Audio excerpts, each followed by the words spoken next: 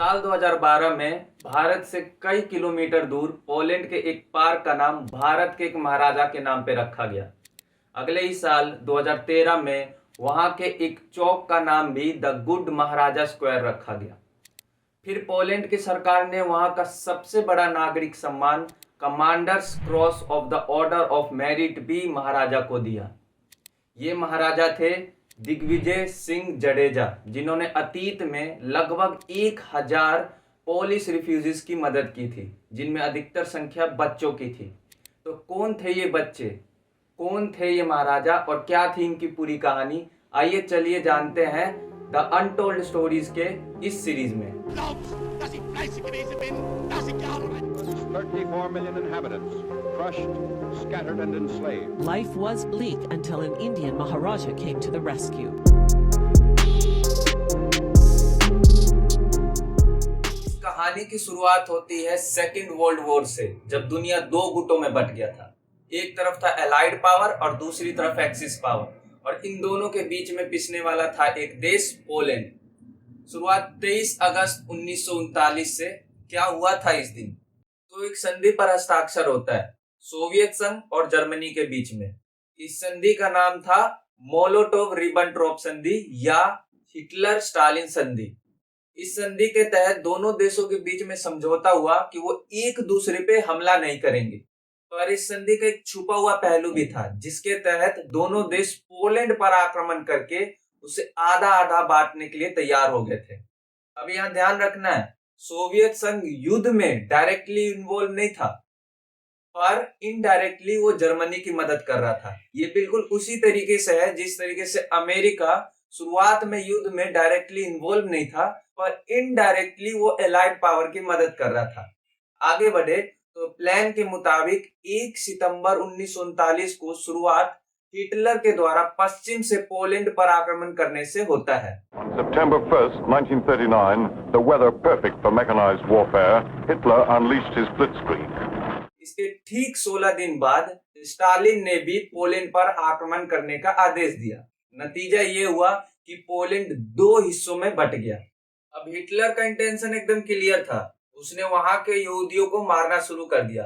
लेकिन red army ने जब वहां आक्रमण किया तो उसने ये तर्क दिया कि वो नाजियों से बचाने के लिए ऐसा कर रहे हैं। पोलिश जनता को भी पहले पहले ऐसे ही लगा, लेकिन जल्द ही सारी हकीकत सामने आ गई। जल्द ही पोलैंड की सरकार को गिरा दिया गया और वहां की बैनिश्ड गवर्नमेंट को पोलैंड छोड़ करके ब्रिटेन में शरण लेना पड़ा। आगे चल करके नवंबर 1939 को वहां पे एक फर्जी चुनाव करा करके सोवियत संघ ने आधे पोलैंड को खुद में मिला लिया। पोलिश मिलिट्री और उससे जुड़े सरकार के लोगों पर फर्जी केसों के नाम पर उन्हें जेलों में ठूसा गया, साथ ही उन्हें मौत की सजा भी दी गई। कई इतिहासकारों का मानना है कि जो यहूदियों के साथ हिटलर ने किया, स्टालिन की क्रूरता भी उससे कम ना थी। पोलैंड के नसीब में एक बड़ा मोड़ तब आता है जब अचानक ही हिटलर की सेना ने ऑपरेशन बारबरोसा के तहत 22 जून 1941 में सोवियत संघ पर हमला कर दिया। इसने स्टालिन को एक बड़ा झटका दिया, जिसके तहत स्टालिन ने भी अपने सारे संबंध हिटलर से तोड़ लिए। इसके अलावा उसने अपना रुख ब्रिटेन की तरफ किया। अब सोवियत संघ युद्ध में डायरेक्टली एलाइड पावर की तरफ से शामिल हो गया। अब ध्यान रखना है, पोलैंड की बैनिश्ड गवर्नमेंट भी ब्रिटेन में ही थी। ये वही बैनिश्ड गवर्नमेंट है जिसे सोवियत संघ की वजह से पोलैंड को छोड़ना पड़ा था। इस कारण से 1941 में बैनिश्ड पोलिश गवर्नमेंट और सोवियत संघ के बीच में एक संधि होती है। संधि के तहत दोनों के बीच में एक डिप्लोमेटिक रिश्ते की शुरुआत भी होती है। इसके साथ ही स्टालिन ने भी उन कैदियों को छोड़ने पर राजी हो गया जिसे उसने अपने कैद में लिया था। साथ ही उसने सभी पोलिश नागरिकों को आम माफी भी दे दी। पोलिश लोगों को जिन्हें सोवियत संघ में कैद रखा गया था, उन्हें सोवियत संघ से बाहर जाने की अनुमति भी दे दी गई। इस मौके का फायदा उठा करके वहां की जनता ने एक सेना बनाई जिसका नाम रखा गया एंडर्स आर्मी। इस सेना का यह नाम वहां के एक जनरल व्लादिस्लाव एंडर्स के नाम पर रखा गया। जनरल एंडर्स ने मौके का फायदा उठाते हुए हजारों औरतों और बच्चों को वहां के लेबर कैंप से रिहा करवाया। जल्दी इन्हें कैस्पियन सी के रास्ते से ईरान भी भेजा गया। ईरान पहुंचकर भी इन लोगों को आराम ना मिला, क्योंकि सोवियत संघ ने उत्तरी ईरान पर कब्जा कर लिया था। अब जल्द ही इन्हें वहां से भी भागना था। कुछ टाइम ईरान में बिताने के बाद ये लोग अलग अलग देशों में गए। इन देशों के नाम थे Bharat, New Zealand, Kenya, Uganda, south Africa और मेक्सिको।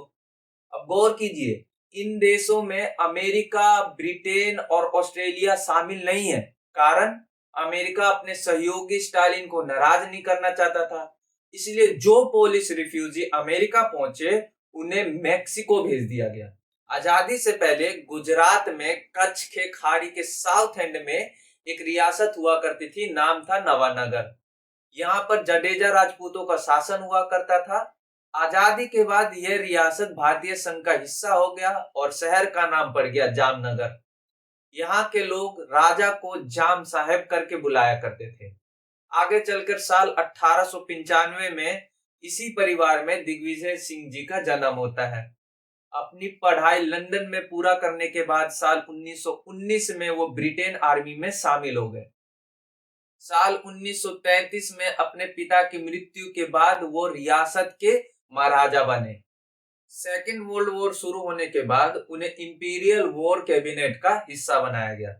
इसी कैबिनेट का हिस्सा रहते हुए महाराजा दिग्विजय सिंह को पोलिश रिफ्यूजियों के हालत के बारे में पता चला, जो तब दुनिया भर से मदद की गुहार लगा रहे थे। ऐसे मौके पर महाराजा ने उनकी तरफ मदद का हाथ बढ़ाया। जामनगर के ही बालाचड़ी में इन लोगों के रहने के लिए पहला कैंप भी बनाया गया।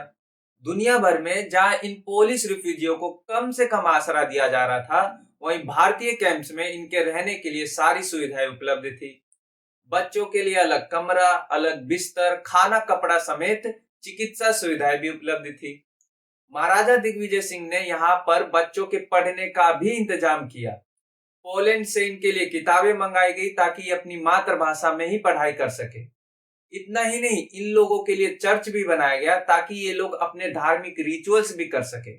साथ ही साथ बच्चों के मनोरंजन का भी ध्यान रखा गया और इनके लिए फुटबॉल का भी इंतजाम किया गया। सन 1945 में सेकेंड वर्ल्ड वॉर समाप्त हो जाता है। अब चूंकि जर्मनी हार चुका था, इसलिए पूरा पोलैंड सोवियत संघ का हिस्सा बन गया। हालांकि वहां पर लोकल पोलिश गवर्नमेंट ही शासन कर रही थी और सन 1946 में वहां के पोलिश गवर्नमेंट ने इन रिफ्यूजीज की घर वापसी की मांग की। भारत को इसे लेकर कोई समस्या नहीं थी। हालांकि इनमें से अधिकतर रिफ्यूजीज 1948 तक भारत में ही बने रहे और इसके बाद ये लोग अलग अलग देशों में गए। फाइनली 1990 में सोवियत संघ का पतन होता है और पोलैंड एक सोवरेन स्टेट बनता है। वर्तमान समय में देखें तो पोलैंड में महाराजा दिग्विजय सिंह का बड़ा सम्मान किया जाता है, जिसकी वजह से आज पोलैंड भारत का एक अच्छा मित्र भी है। साल 2013 में पोलैंड से 9 बुजुर्ग भारत आए और ये वही 9 बुजुर्ग थे जिनका बचपन महाराजा के साथ गुजरा था।